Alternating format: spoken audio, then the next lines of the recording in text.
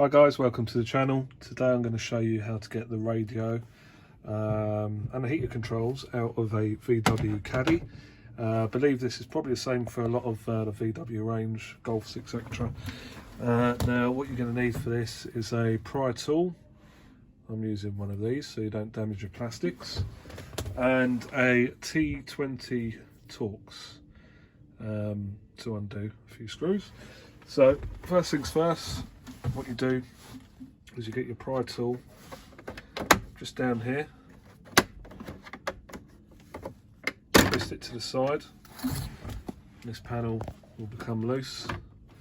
There's two clips underneath which hold it, they should pop out, and then be a little bit gentle with it. You can pop the top out as well. So there you see, actually there's 6 clips, one there, one there, one there, one there, one there, one there. They're spring clips. Now on the radio itself, you've got 4 Torx bolts. There, there, there, there. I've already removed most of them, so I've only got the one left. I'll undo that.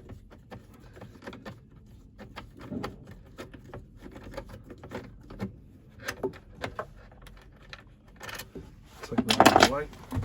The stereo should pull it out, and then you're left with this. Now to get this plug out,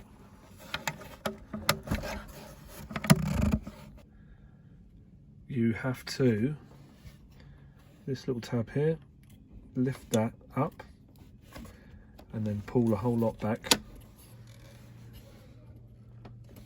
And as you can see, as you push that tab, it releases the multi-plug out for you.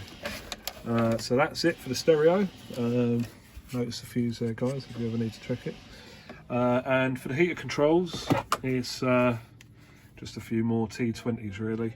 So you've got quite a few, 1, 2, 3, 4, 5, 6 Torx bolts in there. Unscrew all of those and you can pull that unit out. It's pretty self-explanatory from behind. Thank you for watching, guys. I'll see you in the next video.